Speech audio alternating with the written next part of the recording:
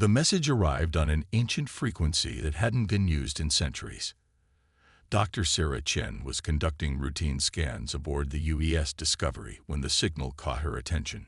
Most would have dismissed it as background radiation, but something about its regularity made her pause. 23 hours later, she had decoded what would become humanity's first contact with the Araxians. The message was simple. Our star dies. Our people fade. If anyone still remembers the Araxians, we ask for aid. Captain Marcus Rivera stood on the bridge of the Discovery, watching the approaching planet through the main viewport. What had once been a thriving world now wore a sickly orange haze, the result of a dying star's volatile emissions. The ship's sensors painted a grim picture: rapidly deteriorating atmosphere, failing planetary shields, and billions of life signs huddled in underground cities. Their civilization is at least Class II, Commander Jackson reported, studying the readings. Or it was. Now they're burning through their remaining resources just to survive. Rivera nodded grimly. The Araxians had once been among the galaxy's most advanced species. Their databases spoke of achievements that rivaled humanity's greatest dreams: cities that floated among the clouds, energy systems that powered entire solar systems, medical technology that had all but conquered death itself. But their star's premature decay had brought their civilization to its knees. As the Discovery entered orbit, they received their first visual transmission from the surface. High Commander Ixel of the Araxian Survival Council appeared on screen, her crystalline skin dulled by stress and fatigue. "You honor us with your presence," she said, her translator struggling with the formal dialect. "Though I confess, we did not expect humans to answer our call." Rivera understood the surprise. Humanity was young compared to most spacefaring races, having achieved faster-than-light travel barely 2 centuries ago. They weren't members of the Galactic Council, weren't bound by ancient alliances or cosmic treaties. Perhaps that's exactly why they were here when no one else had come. "We received your message," Rivera replied simply. "We came to help." The landing party discovered a civilization in its twilight hours. The once magnificent capital city of Arxis Prime had been largely abandoned, its towering spires dim and lifeless. The remaining population had retreated to vast underground complexes, powered by the last functioning antimatter reactors on the planet. Dr. Chen worked with the Araxian scientists, poring over centuries of data about their dying star. The problem was clear. The star's core was destabilizing far faster than it should, causing devastating solar flares and radiation storms. The Araxians had tried everything within their considerable technological capabilities, but nothing had worked. "The other races abandoned us," explained senior scientist Vex, his movements sluggish in the increasingly heavy artificial gravity. "Said it was impossible to save a dying star, that we should accept our fate and evacuate." But evacuation wasn't possible, was it? Chen asked, though she already knew the answer. 9 billion Araxians, Vex replied quietly. "Our biology is uniquely adapted to this star's specific radiation signature. Long-term survival anywhere else is impossible. We either save our star or our species dies." Back on the Discovery, Rivera faced a difficult decision. The Araxians' plight touched something deep in the human spirit, a refusal to accept the impossible, a determination to rage against fate itself. But did humanity have the right to risk its resources, perhaps even lives, on what might be an impossible task? The answer came from an unexpected source.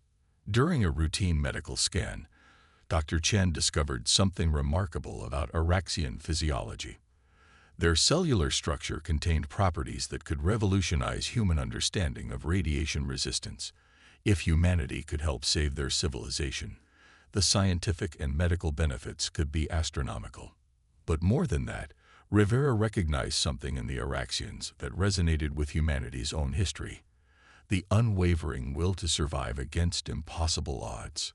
Humanity had faced its own near-extinction events, had stared into the abyss of nuclear winter and environmental collapse, and had somehow clawed its way back. "We'll need to contact Earth," Rivera announced to his senior staff. "This isn't just about saving the Araxians anymore. This is about proving that the impossible is just another challenge to overcome." As the Discovery transmitted its findings back to Earth, none of them could have predicted how this decision would reshape the galaxy's understanding of humanity. The race that many dismissed as primitive upstarts was about to attempt what the galaxy's oldest civilizations had deemed impossible, and in doing so, would forge an alliance that would change everything.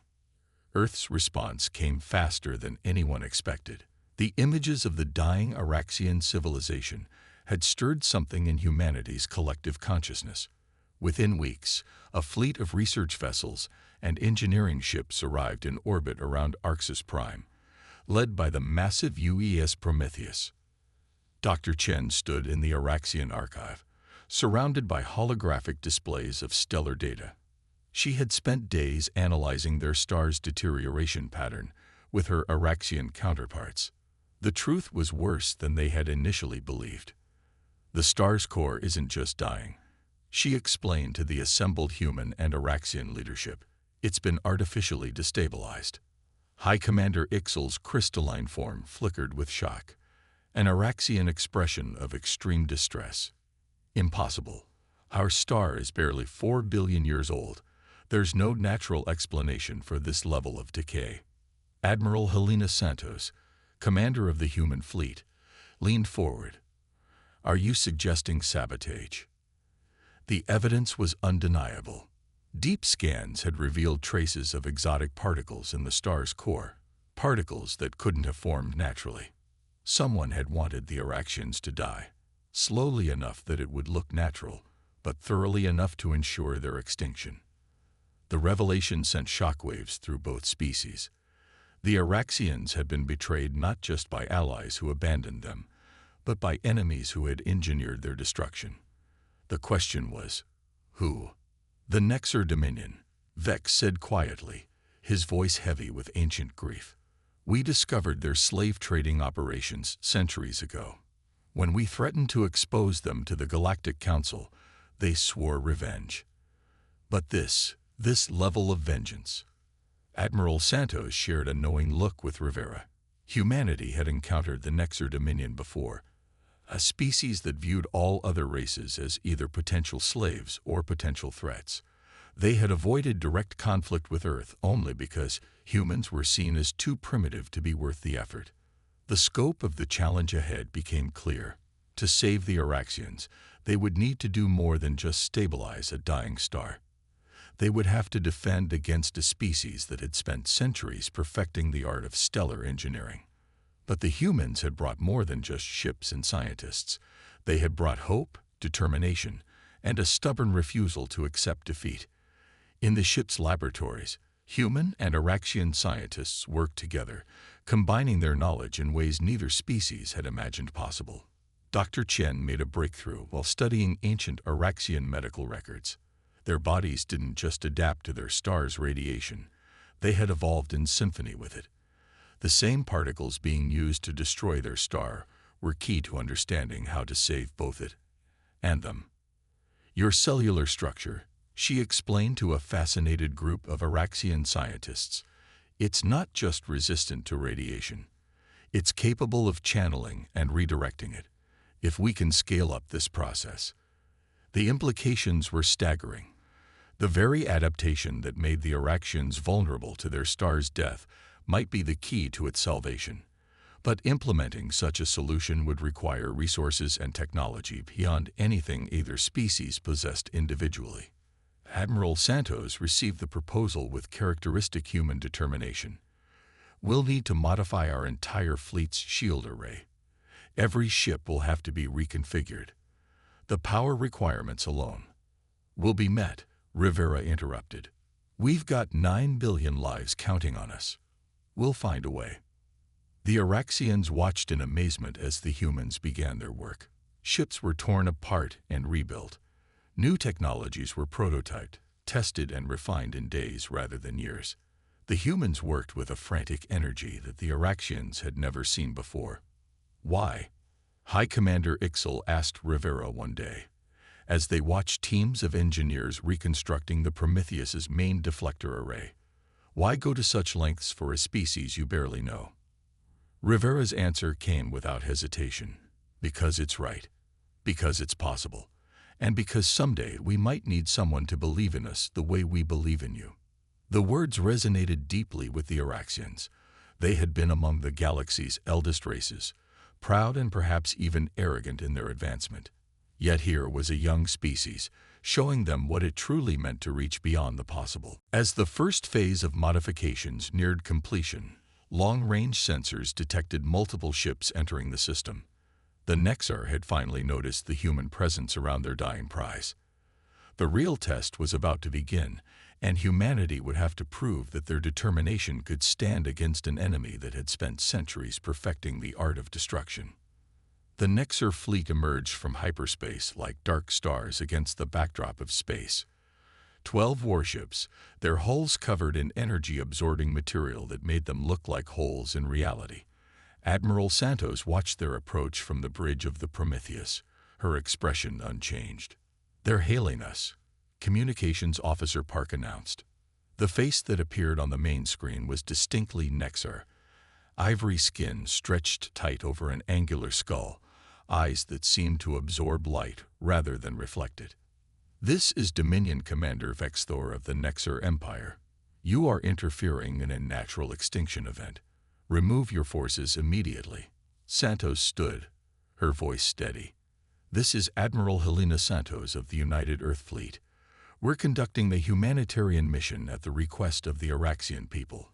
Your presence is neither required nor welcome."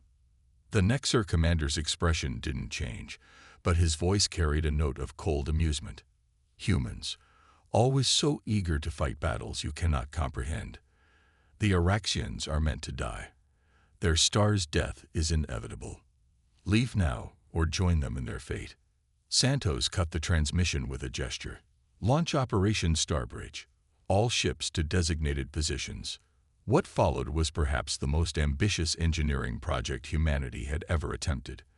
The human fleet split into a precise formation around the dying star, each ship's modified deflector array powering up. Dr. Chen's breakthrough had led to this moment, a plan that seemed impossible until you understood the science behind it. The Araxians evolved to channel their star's radiation, Chen explained during the final briefing. "We're going to do the same thing, but on a stellar scale.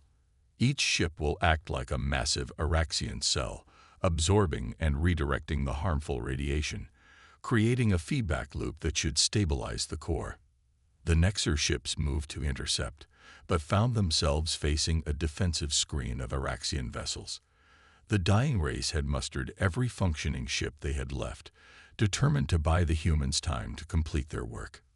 "Energy web initializing," Commander Jackson reported from his station. "All ships reporting ready."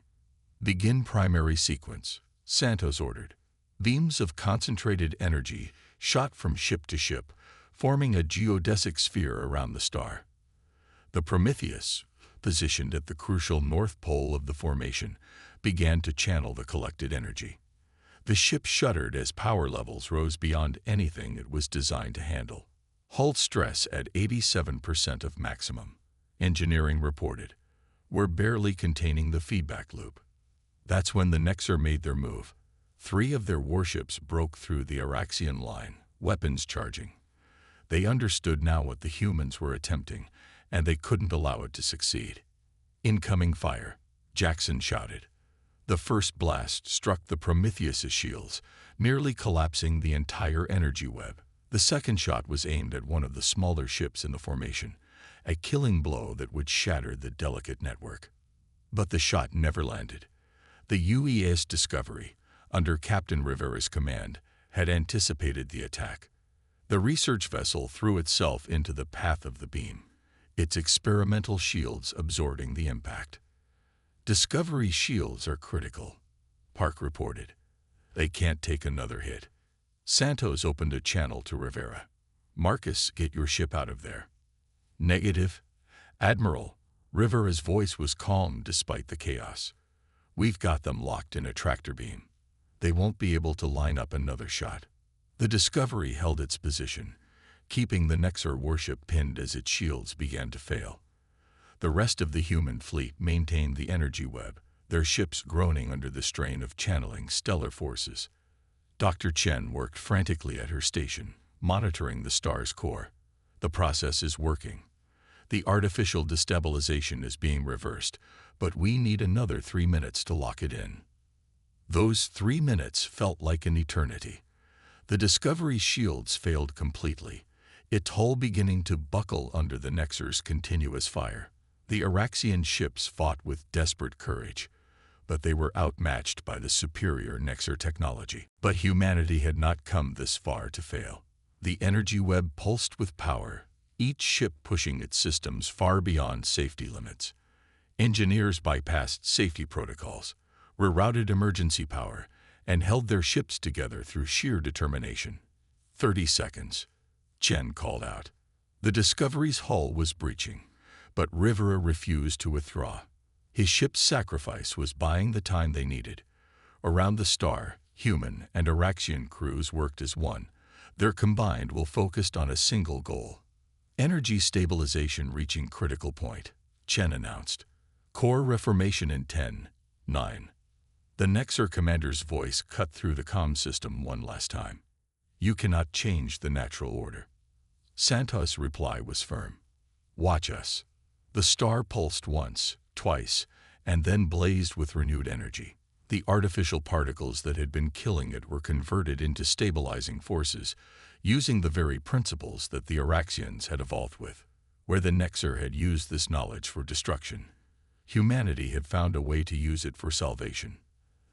The star pulsed with renewed vigor, its corona shimmering with healthy blue light instead of the sickly orange it had worn for so long. But there was no time for celebration. The Discovery was critically damaged, its hull barely holding together, and the Nexar fleet was regrouping for another assault. Get emergency teams to the Discovery, Admiral Santos ordered. All other ships maintained defensive positions. She turned to Dr. Chen. Tell me the star is stable. Chen's fingers flew over her console, analyzing the rapid stream of data. The core stabilization is holding. The artificial degradation has been completely reversed. But she paused, frowning at her readings. We're detecting massive energy buildups in the Nexar ships. They're planning something big. The Nexar commander's next transmission confirmed their worst fears. His angular face showed no emotion, but his voice carried the weight of centuries of contempt. If we cannot have their star, we will take their world. Witness the price of defiance. Multiple energy signatures erupted from the Nexar fleet, not aimed at the human ships or the star, but at Arxis Prime itself. They were trying to trigger a catastrophic chain reaction in the planet's already fragile atmosphere. They're using the same technology they used on the star, Chen shouted. The exotic particles are designed to create a cascading failure in planetary systems. Santos' response was immediate. All ships, break formation. Protect that planet at all costs. The human fleet moved with practiced precision, but they were scattered and drained from the stellar operation. The Prometheus's engines roared as Santos pushed the massive ship to its limits, trying to intercept the Nexar attack. That's when something unexpected happened. The Araxian defensive ships, which had been holding back the Nexar fleet, suddenly changed formation. Their ships began to glow with an inner light, their crystalline hulls resonating with the same frequency as their newly stabilized star. High Commander Ixel's voice rang through the command channel. The gift you gave our star, we return to you now. All Araxian ships, initiate synchronization. The Araxian vessels formed a living shield between their planet and the Nexar attack. The exotic particles meant to destroy their world instead found themselves caught in a complex web of crystalline energy fields, the same principles that had saved their star now protecting their planet. But the Nexar weren't finished. Their ships launched a barrage of conventional weapons, determined to break through by sheer force. The Araxian shield was holding, but barely. Their shield won't last long against that kind of firepower, Commander Jackson reported. Santos nodded grimly. Then we don't give the Nexer time to wear them down. All ships, execute attack pattern Omega. Target their command ship. The human fleet moved as one, their formation tight and aggressive. The Nexer had superior technology, but they had never faced humanity's particular brand of tactical innovation. The smaller human ships darted between the Nexer vessels, their maneuvers seemingly chaotic, but precisely calculated to disrupt the enemy's targeting systems. The Prometheus, its massive frame belying its agility, spearheaded the assault. Santos had noticed something during the earlier engagement, a fraction of a second delay in the Nexer ship's shield regeneration after firing their main weapons. "Wait for them to fire," she ordered.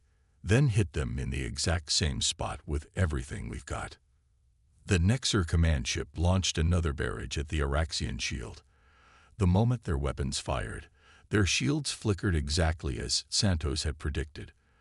The Prometheus's main guns, modified with Dr. Chen's understanding of Araxian energy principles, struck at that precise moment. The blast tore through the Nexer command ship's weakened shields, shattering its primary power core. The explosion was spectacular, a cascade of energy that rippled through space. The remaining Nexer ships, their command structure disrupted, fell into disarray. But the battle wasn't over. The Nexer's final attack had weakened the Araxian shield to critical levels. Their ships were burning out trying to maintain the protection of their world. They could stop either the exotic particles or the conventional weapons, but not both. That's when Captain Rivera, his ship still barely functional, made his move. The Discovery, its hull patched with emergency force fields, limped into position behind the Nexer fleet. Its sensors had been recalibrated during the stellar operation to detect the exotic particle's unique signature. "We can't stop their attack," Rivera transmitted, "but we can redirect it." Using the last of his ship's power, Rivera activated the modified deflector array one final time. The Discovery became a focal point, drawing in the exotic particles like a lightning rod. The ship's systems screamed under the strain, but held just long enough to redirect the destructive energy back at the Nexer fleet. The enemy ships, their own shields designed to emit these particles rather than defend against them, found themselves caught in their own weapons backlash. One by one, their systems failed as the exotic particles they had engineered for destruction turned against them. In the days following the battle, the skies above Arxis Prime were filled with a different kind of light. The star, now stable and healthy, cast its restored brilliance across a landscape that was slowly beginning to heal. Repair crews from both species worked tirelessly to restore damaged systems and rebuild what had been lost. The Discovery, despite its severe damage, had survived its final gambit. Captain Rivera stood in the Araxian High Council chamber, still bearing the burns from his ship's damaged bridge, but standing proud. Beside him, Dr. Chen and Admiral Santos represented the best of what humanity had to offer: courage, innovation, and an unwavering determination to help those in need. High Commander Ixel addressed the assembled leaders of both species, her crystalline form now glowing with renewed vigor. "For centuries, we believed ourselves to be among the most advanced civilizations in the galaxy. We took pride in our achievements, our technology, our understanding of the universe. But you, humans, have taught us something far more valuable than any technological advancement." She paused, her form shifting to reflect the formal colors of Araxian gratitude. "You taught us that true advancement lies not in the age of the civilization, but in its heart.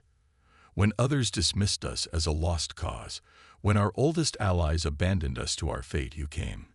Not because you had to, not because of ancient treaties or political obligations, but because it was the right thing to do." Admiral Santos stepped forward. "The Araxians have given us far more than they realize. The technologies we developed together, the understanding we gained of stellar mechanics and energy manipulation, these advances will benefit both our peoples for generations to come." The victory had sent shockwaves through the galactic community. The Nexer Dominion, their plots exposed and their fleet decimated, faced sanctions from the very Galactic Council that had turned a blind eye to the Araxians' plight. More importantly, humanity's actions had forced the older races to confront their own complacency. Dr. Chen had been working with Araxian scientists to document everything they had learned. The principles we discovered while saving your star have applications far beyond what we initially imagined, she explained to the council. The way your bodies naturally process and channel radiation, it's revolutionizing our understanding of energy systems. Together, we might be able to stabilize other dying stars, terraform hostile worlds, even develop new forms of clean energy. But perhaps the most profound change was cultural. The Araxians, once proud to the point of isolation, had embraced collaboration with their human allies. Young Araxians signed up for exchange programs with Earth universities, while human scientists and engineers flocked to Arxis Prime to study their unique technology.